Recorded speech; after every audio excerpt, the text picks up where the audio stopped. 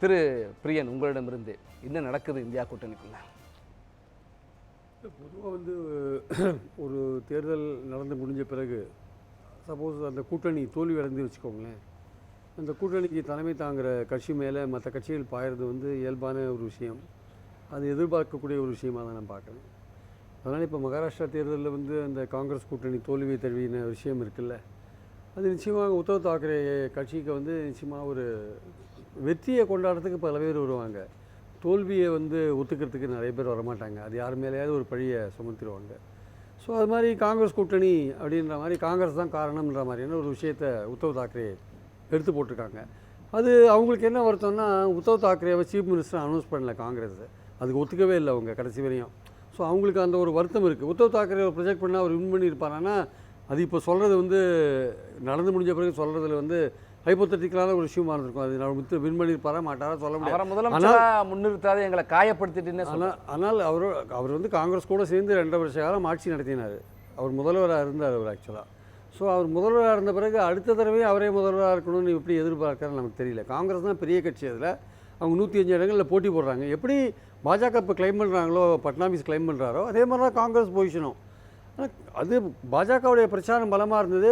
ஷிண்டே 2,500 ரூபா கொடுத்தாரு, மதவெறி பிரச்சாரத்தை பண்ணாங்க, பாஜக ஆட்கள் பண்ணாங்க, ஆர்எஸ்எஸ் கீழே ஒர்க் பண்ணாங்க, அவங்க வின் பண்ணாங்க, அது வேறு விஷயம். பட் அடிப்படையில் என்ன விஷயம்னா, அது இதில் காங்கிரஸ் பெரிய கட்சி, அதில் பாஜக பெரிய கட்சி. அவங்களும் முதல்வர் வேட்பாளர் அறிவிக்கவே இல்லை. ஷிண்டேவை அறிவிக்கணும், அவர் தான் நல்லா சக்ஸஸ்ஃபுல்லாக பண்ணார். அவரை அறிவிக்காதையே அவங்க எலெக்ஷனை சந்திச்சாங்க. ஆனால் அவங்க அந்த விஷயத்தை ரொம்ப அடக்கி வாசித்து அழகாக கொண்டு போனாங்க பாஜக. இவங்க கடைசி நாள் வரைக்கும் சண்டை போட்டுருந்தாங்க 2 பேரும், உத்தவ் தாக்கரேவும் காங்கிரஸும். 2 பேரும் இந்த முதல்வர் பதவிக்கான விஷயங்களில் இடஒதுக்கீடு பல பிரச்சனைகளில் சண்டை ஓடிந்தது. அதனால் அவங்களுக்கு அடிப்படையிலேயே ஒரு வருத்தம் இருந்தது உத்தவ் தாக்கரே அனௌன்ஸ் பண்ணலேன்ட்டு. சார், காங்கிரஸை பொறுத்த மட்டும் அவங்களுடைய பிரச்சார யுக்தியெல்லாம் கொஞ்சம் மாற்றிருக்கலாம். அவங்க பெரிய கட்சியாக இருந்தாங்க, கொஞ்சம் மாற்றிருக்கலாம். பாஜக அதிரடியான பிரச்சாரங்கள்லாம் பண்ணாங்க, அவங்க வின் பண்ணாங்க. 2,500 ரூபா முக்கியமான காரணம், உரிமை கொடுத்த விஷயங்கள். அதனால் உத்தவ் தாக்கரே சொல்கிறது காங்கிரஸ் தான் காரணம் சொல்கிறது அவங்களுடைய வருத்தம் காரணமாக தோற்றுட்டாங்கன்ற ஒரு காரணத்தினால சொல்கிறாங்கன்னு வச்சுக்கிறேன். தவிர வேறு எதுவும் பெரிய அளவில் எனக்கு ஒன்றும் தோணலை. அதே சரத்பவாரும் சரத்பவார் கட்சியிலேருந்து ஒன்றும் ரியாக்ஷன்ஸ் வந்த மாதிரி தெரியல எனக்கு. ஆக்சுவலாக அவங்க எதுவும் இதை பற்றி ஒன்றும் பேசுகிற மாதிரி தெரியல. நான் கேட்குறேன், உத்தவ் தாக்கரே காங்கிரஸை குறை சொல்கிறீங்களே, சரி நீங்கள் போட்டி போட்ட 96 தொகுதியில் ஏன் வெறும் 20 தொகுதியில் வின் பண்ணீங்க? உங்களுக்கு செல்வாக்கு தானே இருக்குது. பாம்பே தானே பெல்ட்டில் நீங்கள் செல்வாக்கோடு தானே இருக்கீங்க. உங்கள் ஓட்டெல்லாம் அந்த ஷிண்டே வாங்கி போயிட்டாரு. நீங்கள் என்ன இப்போ நீங்கள் உண்மையான விஷயம் இல்லைல்ல. ஸோ நீங்கள் உண்மையிலே பலமாக இருக்கீங்களா? நீங்கள் பலமாக இல்லை. சரி, நீங்கள் காங்கிரஸை குறை சொல்கிறது ஒரு பக்கம், நீங்கள் பலமாக இல்லைன்றது ஒரு பாயிண்ட் இருக்குல்ல, அதை நீங்கள் ஒத்துக்கணும். நீங்களும் பலவீனமாக போயிட்டீங்கன்றது ஒத்துக்கணும். காங்கிரஸை மட்டும் சொல்லி என்ன அர்த்தம் இருக்குது ஆக்சுவலாக? ஸோ நீங்கள் பலமாக இருந்து காங்கிரஸோட சேர்ந்ததுனால தான் நீங்கள் தோற்றோம் அப்படின்னா அது ஒரு அர்த்தம் இருக்குது.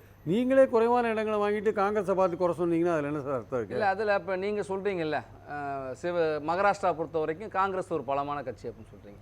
இப்போ மகாராஷ்டிராவில் பலமான கட்சியான இருந்த காங்கிரஸ் வெற்றி வாய்ப்பை இழந்துட்டு, ஹரியானாவில் அப்படி தான் எதிர்பார்த்தாங்க, வெற்றி வாய்ப்பை கை நழுவ விட்டாங்க அப்படின்னா. ஜார்க்கண்டில் கூட்டணி கட்சியான ஜார்க்கண்ட் முக்தி மோர்ச்சா வெற்றி பெற்றிருக்கு. காஷ்மீரில் அதுபோல் தேசிய மாநாட்டு கட்சி வெற்றி பெற்றிருக்கு. தமிழ்நாட்டில் இப்போ நான் முன்னாடி சொல்கிறேன், இப்படி கூட்டணி கட்சிகள், மாநில கட்சிகள் வலுவாக இருந்து வெற்றியை பெறுறாங்க. ஆனால் காங்கிரஸ் ஆனது அந்த வெற்றியை பெற முடியாத சூழலில் இப்போ காங்கிரஸ் இன்னும் கல யதார்த்தத்தை புரிந்து கொண்டு விட்டு கொடுக்காமல் இன்னும் அந்த பழைய நிலையிலேயே இன்னும் கடுமையான விமர்சனத்தை முன்வைப்பாங்க. ஒரு பெரிய நிறுத்தனத்தோடு இன்னமும் செயல்பட்டு கொண்டு இருக்குது. அதனால தான் வெற்றி வாய்ப்புகள் நழுவ விட்டு கொண்டு இருக்குது மகாராஷ்டிரா, ஹரியானா. இல்லை, காங்கிரஸை பொறுத்த மட்டும் மக்கள் அதுக்கு ஓட்டு போட ரெடியாக இருந்தால் கூட காங்கிரஸுக்கு கீழே அடிப்படை கட்டுமானம் இல்லை, இன்ஃப்ராஸ்ட்ரக்சர் இல்லை. இப்போ ஆர்எஸ்எஸ் வீட்டுக்கு வீடு போய் பிரச்சாரம் பண்ணுறாங்க. பாஜகவுக்கு ஓட்டே போடக்கூடாதுன்னு நினைக்கிறவங்க கன்வெர்ட் பண்ணி ஓட்டாக மாற்றுறாங்க. அவங்க அந்த மிஷினரி காங்கிரஸில் கீழே இல்லை. ஒரு ஃபேஸ் இல்லை, ஒரு ஸ்டேட்டுக்கு ஒரு ஃபேஸ் இருக்கணும், அது இல்லை. இந்த மாதிரி பல விஷயங்கள் அவங்களுக்கு இருக்குது. ரெண்டாவது, அவங்க எடுக்கிற பிரச்சாரங்கள் மக்கள் பிரச்சனைகளை பேசினாலே போகிறோம். இப்போ ஜாதிவாரி கணக்கெடுப்பு எடுக்கிறாங்க சொல்கிறாங்க, அது நல்ல விஷயம்தான், பாசிட்டிவான ஒரு விஷயம் ஓபிசிக்கு. ஆனால் அதையே பாஜக திசை திருப்புறாங்க. ஜாதிகளை பிரித்து கோட்டா எடுத்து முஸ்லீம்களுக்கு கொடுத்துருவாங்க அப்படின்னு ஒரு விஷயத்தை அவங்க நம்மளை பிரிச்சுருவோம், நம்ம பிரிஞ்சிருந்தால் நம்ம அழிஞ்சு போயிடுவோம், ஒன்றா இருந்தால் பாதுகாப்பாக இருக்கும்னு அந்த ஜாதிவாரி கணக்கெடுப்பையே ட்விஸ்ட் பண்ணி பிரச்சாரம் பண்ணுறாங்க. காங்கிரஸ்னால் அதை கரெக்டாக கீழே கொண்டு போக முடியல கிரவுண்ட் லெவலில். அது திருச்சி நெகட்டிவாக கொண்டு போகிறது கீழ் எடுபடுது. பாசிட்டிவான காங்கிரஸோட பிரச்சாரம் கீழ் வரையும் போக மாட்டேங்குது. அவங்களுக்கு ஆளும் கிடையாது, ஒழுங்காக செய்யவும் மாட்டேங்கிறாங்க. ராகுல் தவிர அதை யாரும் பேசுகிற மாதிரி தெரியல, கார்கே ராகுல் தவிர. அப்போ அங்கே ஆள் கிடையாது அப்படின்னா வலுவாக இருக்கிற உத்தவ் தாக்கரே சிவசேனாவுக்கு முன்னுரிமை கொடுத்து அவர்கள் முதலமைச்சர் வேட்பாளராக அறிவித்து முன்னுடைய பணியை தொடங்கியிருக்கலாம்ல. இல்லைங்க, உத்தவ் தாக்கரேக்கு ஏன் கொடுக்குறீங்க முதல்வர் வேட்பாளர்? ஏன் ஒய் தே ஷுட் கிவ்? நீங்கள் ஆள் இல்லை, காங்கிரஸ் தான் பெரிய கட்சிங்க, அதிகமான இடங்களில் போட்டி போடுது, எதுக்கு அவங்களுக்கு கொடுக்கணும்? அவங்கள வளர்த்து விடுறது தான் காங்கிரஸ் இருக்கா? எல்லா மாநிலங்கள்லையும் காங்கிரஸோட ஓட் பேங்கை வச்சு தான் எல்லாம் உட்காந்துருக்காங்க. திரிணாமுல் காங்கிரஸ் யாரோட ஓட் பேங்கில் உட்காந்துருக்காங்க? அகிலேஷ் யாதவ் யாரோட ஓட் பேங்கில் உட்காந்துருக்காரு? இவர் கெஜ்ரிவால் யாரோட ஓட் பேங்கில் உட்காந்துருக்காரு? இந்த கட்சிகள்லாம் காங்கிரஸை பார்த்து ஏன் காங்கிரஸும் வேணும், காங்கிரஸ் வளரக்கூடாது, காங்கிரஸும் வேணும், ராகுல் செல்வாக்கு பெறக்கூடாது, இப்படி இருந்தா எப்படி சார்? அந்த கேள்வி காங்கிரஸுக்கும் பொருந்தும்ல. ஆமா, கூட்டணி கட்சிகள் வேணும், அந்த கட்சி வளரக்கூடாது. காங்கிரஸ் 2 ஸ்டேட்ல தனியாக ஆட்சி பண்ணுது சார். உங்களை மம்தாவை வந்து கல்கட்டாவை தாண்டி எத்தனை பேருக்கு தெரியும் சொல்லுங்கள்? இன்றைக்கி காஷ்மீரில் காங்கிரஸுக்கு சீட் இருக்குது, கன்னியாகுமரியில் காங்கிரஸுக்கு சீட் இருக்குது, குஜராத்தில் காங்கிரஸ் இடைத்தேர்தலில் வின் பண்ணுது, ஒரிசாவில் காங்கிரஸ் இருக்குது, எல்லா இடத்துலையும் காங்கிரஸ் இருக்குது. மம்தா மேற்கு வங்கத்தில் 6 மாநிலத்துக்கு 6 சட்டப்பேரவை இடைத்தேர்தல் நடந்துச்சு, 6லையும் திரிணாமுல் காங்கிரஸ் தான் ஜெயிக்குது. திரிணாமுல் கம்யூனிஸ்ட் நின்னாங்க, காங்கிரஸ் நின்னாங்க, பிஜேபி நின்னாங்க. வெஸ்ட் பெங்காலை தாண்டி திரிணாமுலுக்கு என்ன சார் இருக்குது? காங்கிரஸுக்கு இந்தியா முழுக்க இருக்குது. மோடிக்கு அடுத்தபடியாக பெரிய தலைவர் ராகுல் காந்தியாக இருக்கார். நீங்கள் எந்த ஒரு கருத்து கணிப்பையும் எடுத்து பாருங்கள், மோடிக்கு அடுத்தபடியாக ராகுல் தான் இருக்கார். மம்தா எத்தனை பேருக்கு தெரியும்? அப்படி சொல்லிட்டு சத்தீஸ்கர்லேருந்து மத்திய பிரதேசம், ஹரியானான்னு வரிசையாக இழந்துட்டு தானே வர்றாங்க சார். இழக்கிறது வேற விஷயம் சார். ஒரு கட்டத்தில் வந்து பாஜக எல்லா ஸ்டேட்லையும் எழுந்து தோற்றதெல்லாம் நம்ம பார்த்தோம் சார். அதுக்கப்புறம் ஒன்றா பிக்கப் பண்ணாங்கல்ல, அவங்க ஒன்று வர்றாங்க சார், இவங்க ஒன்று இழக்கிறாங்க சார். ரெண்டுக்கு வித்தியாசம் இருக்குது சார். ஒரேடியாக பாஜக எழுந்துட்டு தான் இப்போ ஒன்றா வந்துட்டு இருக்காங்க. பாஜக இழந்த காலம் அவங்க ஒரு 30 80 90களில் பாஜக இழந்த காலத்தை நினைச்சு பாருங்க. இப்போ அவங்க பிக்கப் பண்ணியிருக்காங்க. காங்கிரஸ் 2000 2010 நல்லா இருந்தாங்க. இனிமேல் அடுத்த டிகேட்ல அவங்க நல்லா இருக்கலாம், சொல்ல முடியாது. என்னோட பாயிண்ட் என்னன்னா வந்து காங்கிரஸ் வந்து ஒரு நேஷனல் பார்ட்டி. அது வந்து சில மாநிலங்களில் நல்லா 2 மாநிலங்களில் தனியாக ஆட்சி பண்ணுறாங்க. ஜார்க்கண்டில் நீங்கள் சொல்கிற மாதிரி கூட்டணி ஆட்சி, ஜார்க்கண்ட் காஷ்மீரில் கூட்டணி ஆட்சி பண்ணுறாங்க. இவங்க சொல்கிற இந்த கட்சிகள்லாம் வந்து எக்ஸப்ட் ஆம் ஆத்மி தவிர பஞ்சாபில் ஆட்சி பண்ணுறாங்க. அது தவிர வேற எங்கே? மம்தாலாம் எந்த இடத்துல இருக்காங்க சொல்லுங்கள்? அகிலேஷ் எந்த ஸ்டேட்டில் இருக்கார் சொல்லுங்கள்? நான் கேட்குறது என்னென்னா, உத்தரப்பிரதேசனுடைய மிகப்பெரிய வெற்றிக்கு இந்த கூட்டணியுடைய மக்களவைத் தேர்தலில் அகிலேஷுடைய கூட்டணியை அகிலேஷ் வின் பண்ணதுக்கு காரணம் வந்து காங்கிரஸ் அங்கே இருந்தது தான். இப்போ 10 இடைத்தேர்தலில் 2 தான் வின் பண்ணீங்க. ஏன் மற்றதெல்லாம் தோற்றிங்க? நீங்கள் ஒரு இடம் கூட நீங்கள் காங்கிரஸ் கொடுக்கலையா? அப்போ 10 இடத்துல நீங்கள் 6 இடத்துல வின் பண்ணியிருக்கணும்ல நீங்கள், அந்த பார்லிமெண்ட்டோட அந்த அடிப்படையில் பார்த்தா. ஏன் வின் பண்ணல? மகாராஷ்டிராவிலையும் அது ஒர்க் அவுட் ஆகல. இல்லை மகாராஷ்டிராவில் நான் என்ன சொன்னேன், ஸ்ட்ராட்டஜி தப்பு. பாஜக வலுவாக இருந்தது, அவங்க வச்ச பிரச்சாரம் நல்லா இருந்தது, அவங்க நல்லா ஒர்க் பண்ணாங்க. அது ஹரியானாவில் என்ன சார் பிரச்சனை? ஹரியானாவில் வந்து ஜாட்டை வந்து இவங்க என்கரேஜ் பண்ணாங்க, அவங்க ஜாட்டுக்கு எதிராக இருக்கிற ஓபிசியை சேர்த்தாங்க. அப்படியும் பார்த்தீங்கன்னா கூட ஹரியானாவில் பிஜேபி வாங்கின பிரச்சாரம் வந்து ஓட்டு வாங்கினது 39.85, காங்கிரஸ் வாங்கினது 39.05, 0.85 தான் டிஃபரன்ஸு. இடங்களில் 11 இடங்கள் வந்துடுச்சு. அப்போனா மோசமாக இருக்குது ஹரியானாவில். கட்சி இருக்குது, இன்னும் கொஞ்சம் ட்ரை பண்ணி தான் வின் பண்ணியிருக்கலாம். பாஜகவோட நீங்கள் போட்டி போடும்போது பாஜக அதுக்கு அதிகார பலம், பணபலம், ஆள் பலம், தத்துவார்த்த பலம், ஐடியாலஜி, அந்த விஷயங்கள், ஆள் பலம், அம்பானி பலம், அதானி பலம், எல்லா பலத்தையும் அவங்க கையில் வச்சுருக்காங்க சார். நீங்கள் வந்து அது மாதிரி இருக்கும்போது காங்கிரஸுக்கு அந்த அளவுக்கு பலம் இல்லை. கீழே கட்டுமானங்களே இல்லை சார். மேலே தலைமை இருக்குது, நாடு முழுக்க தெரிஞ்ச தலைமை இருக்குது, நாடு முழுக்க வந்து அதோட கட்சியோட பரவலாக கட்சி இருக்குது. ஆனால் கீழே வந்து அதை ஓட்டாக கன்வெர்ட் பண்ணுறதுக்கான லோக்கல் ஃபேஸ் இருக்குல்ல, அது இல்லை. கீழே வந்து ஸ்ட்ரக்சர் இல்லை. அது வந்து ஸ்ட்ராட்டஜியை மாற்ற வேண்டிய அவசியம் இருக்குது. ஸோ பல விஷயங்கள் அது பண்ண வேண்டியிருக்கு. ஆனால் பாஜகவை நீங்கள் தோக்கடிக்கணும்னா சும்மா சாதாரண விஷயம் இல்லை. ஏன்னா அவங்க அந்த அளவுக்கு ராட்சசத்தனமாக வளர்ந்துருக்காங்க. அதுக்கு நிறைய ஸ்ட்ராட்டஜிலாம் தேவை. காங்கிரஸ் இன்னும் அது நிறைய ஒர்க் பண்ண வேண்டிய அவசியம் இருக்குது. இன்றைக்கு மம்தா பானர்ஜியுடைய திரிணாமுல் காங்கிரஸ் சொல்கிறாங்க, காங்கிரஸ் சொல்கிறதுக்கெல்லாம் நாங்கள் ரப்பர் ஸ்டாம்ப் மாதிரிலாம் இருக்க முடியாது. இந்த ஊழல் இப்போ 4வது நாளாக நாடாளுமன்ற மக்களவை 2 அவைகளுமே முடங்கி இருக்கிறது. ஊழல் குறித்து பேசுவதற்கு காங்கிரஸ் விவாதிக்க விரும்பவில்லை, ஆனால் அதை சொல்லி முடக்குகிறார்கள். அது விவாதிக்கப்பட வேண்டும் 2 அவைகள்லையுமே. அதுக்கு ஆக்கப்பூர்வமாக நாங்கள் செயல்படுகிறோம், காங்கிரஸ் செயல்படலை அப்படிங்கிறார். விவாதத்துக்கு வழிவகுக்க வேண்டியது ஆல்ரெடி பாஜக தானே. அவங்க விவாதத்துக்கு டேட்டா ஃபிக்ஸ் பண்ணால் காங்கிரஸ் விவாதிக்க போது.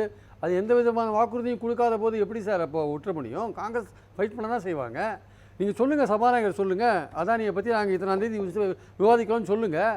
அந்த வாக்குறுதி எதுவும் கொடுக்க மாட்டீங்க. நீங்கள் வந்து கோரிக்கைகளை ஏற்கப்பட்டிருக்கு, உங்களுக்கு பேசுவதற்கான வாய்ப்பு கொடுக்கப்படும். இப்போ கேள்வி நேரத்துக்கு முக்கியத்துவம் கொடுக்க சொல்லி டேட்டை ஃபிக்ஸ் பண்ணுங்கள். முதல்ல இத்தனாம் தேதி டிஸ்கஷன் சொல்லுங்கள், நாங்கள் வித்ட்ரா பண்ணிக்கிறோம். சுஷ்மா ஸ்வராஜும் அருண் ஜேட்லி என்ன தெரியுமா சொன்னாங்க?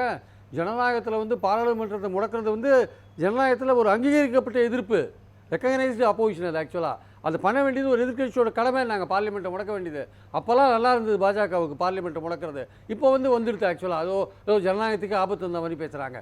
டேட்டை ஃபிக்ஸ் பண்ணுங்க முதல்ல. வழக்கமாக பாஜக காங்கிரஸை மேற்கோள் காட்டி சொல்லும், நீங்கள் இப்போ பாஜக மேற்கோள் காட்டி காங்கிரஸ். அருண் ஜேட்லியும் சுஷ்மாவும் சொன்னது அதுதான். 2 பேரும் மேல் சபை கீழ் சபையில் தலைவராக இருந்தாங்க. நான் சொல்கிறது என்னென்னா, டேட்டை ஃபிக்ஸ் பண்ணுங்கள், அதானி ஊழலை பற்றி பேசுங்க. ஏன்னா அதானி ஊழல்ன்றது அதானியை பற்றி மட்டும் இல்லை, உங்கள் பணம் என் பணம் எல்லாமே அவர்கிட்ட மாட்டிகிட்டு இருக்கு. அவர் தான் வந்து எல்ஐசி அவங்ககிட்ட கொடுத்து வச்சுருக்காங்க, பப்ளிக் செக்டார் பேங்க்ஸ் அவங்ககிட்ட கொடுத்து வச்சுருக்காங்க. அந்த பணத்தில் பங்கு மார்க்கெட்டில் போச்சுன்னா நஷ்டமாச்சுன்னா நம்ம பணம் தான் போகும் கடைசியில். ஸோ அதுக்கு டேட்டா ஃபிக்ஸ் பண்ணிங்கன்னா திரிணாமுல் காங்கிரஸை பொறுத்த மட்டும் அவங்களுக்கு வந்து காங்கிரஸோட ஓட் பேங்கை பிடிச்சிருந்தா தான் அங்கே இருக்காங்க. காங்கிரஸ் வளர்கிறத அவங்க துளியும் விரும்ப மாட்டாங்க. காங்கிரஸ் வளர்கிறத காங்கிரஸை வந்து இல்ட்ரீட் பண்ணுவாங்க, அலட்சியப்படுத்துவாங்க, எல்லாம் பண்ணுவாங்க. ஆனால் மம்தா பானர்ஜி வந்து வெஸ்ட் பெங்காலை பொறுத்த மட்டும் பிரமாதமாக செல்வாக்கோடு இருக்காங்கன்றத மறுக்கிறதுக்கு இல்லை. பாஜகவை நல்லா கண்ட்ரோல் பண்ணி கட்டுப்பாடாக அவங்க ஓரங்கட்டி வச்சிருக்காங்கன்றது உண்மை. சார், அவங்கள தலைவராக்கணும்னு சொல்கிறாங்களே இந்தியா கூட்டணி. அவங்கள தலைவராக்கினா இந்தியாவில் யாருக்கும் தெரியாது. ராகுல் காந்திக்கோ பிரியங்கா காந்திக்கோ இருக்கிற செல்வாக்கு மம்தாக்கே கிடையாது. ஆக்சுவலாக இன்றைக்கி ராகுல் காந்தி பேரை சொன்னாலோ பிரியங்கா காந்தி பேரை சொன்னாலோ இந்தியா முழுக்க தெரியும் சார். மம்தா பானர்ஜி எத்தனை பேருக்கு தெரியும் சொல்லுங்கள் சார்? இதெல்லாம் ப்ராக்டிக்கல் பாலிடிக்ஸ். இது நமக்கு மம்தா பானர்ஜி ஒன்றும் அந்த 2 பேரும் கிடையாது தலைமையில் இல்லை. அகிலேஷ் யாதவ் சொன்னால் எத்தனை பேருக்கு தெரியும் இந்தியாவில்? தேஜஸ்வி சொன்னால் எத்தனை பேருக்கு தெரியும் இந்தியாவில்? கெஜ்ரிவால் சொன்னாலும் ஓரளவுக்கு தெரியும். ஆனால் இதே கெஜ்ரிவால் பாராளுமன்ற தேர்தலில் பஞ்சாபில் மட்டும் இடஒதுக்கீடு கிடையாது, அங்கே மட்டும் காங்கிரஸ் ஒதுக்கி விட்டார் நைஸா. அப்போ அங்கே ஒதுக்கி கொடுக்கும்போது ஹரியானாலையும் ஒதுக்கி விடக்கூடாது. நீங்கள் ஒதுக்கீடு வச்சிங்கன்னா டெல்லியிலையும் வைக்கணும், பஞ்சாப்லையும் வைக்கணும், எல்லா இடத்துலையும் வைக்கணும். பஞ்சாபில் நீங்கள் வின் பண்ணுற சான்ஸ் இருக்கிறதுக்காக காங்கிரஸ் அங்கே ஒதுக்கி விட்டிங்கன்னா ஹரியானா உங்களுக்கு எப்படி சார் கொடுப்பாங்க அவங்க? நந்தகுமார் இது பாருங்க, இன்னொரு முக்கியமான விஷயம். இந்த 28 கட்சிகளோ 38 கட்சிகளோ இந்த கட்சிகளெல்லாம் வச்சு கவர்மெண்ட் நடத்தின அனுபவம் காங்கிரஸுக்கு இருக்குது சார். ஆனால் இந்த கட்சிகள் ஒருத்தருக்கு ஒருத்தர் தங்களை நம்பணும். இவங்க வந்து நம்ம இடத்த பிடிச்சிடுவானோ, அவன் வந்து நம்மளோட செல்வாக்கு ஆகிடுவானோ அப்படின்னு நீங்கள் நினச்சிருந்தீங்கன்னா பாஜகவை நீங்கள் என்றைக்குமே வின் பண்ண முடியாது. ஒன்றுபட்ட ஒரு மனம் தேவை. நீங்கள் கலாய்வு பண்ணுறத விட உலாய்வு பண்ண வேண்டியது அவசியம். ஆக்சுவலாக அதானி மேலே மீது உடைய இது வந்து அவங்க கேட்டிருக்க கோரிக்கை இருக்குல்ல, விவாதம், அது அதானி அல்ல. இந்தியாவுடைய ஒவ்வொருவரும் 1/3 1 மின்சார கட்டணத்தை அதானிக்கு கொடுக்குறாங்க. நிலக்கரி விலை 2 மடங்கு காசு மூலமா. அதே மாதிரி சோலாரு. நேற்று கேள்வி நேரம் அதுதான் நீண்ட நேரம் விவாதிச்சோம். ஆமா, பிரியனுக்கு ஒரு குறிப்பிடுறாங்க, காங்கிரஸ் வந்து முதல்ல உள ஆய்வு செய்யணும். நான் இல்லைங்களே, உள ஆய்வு செய்யணும் நானே சொல்றேனே.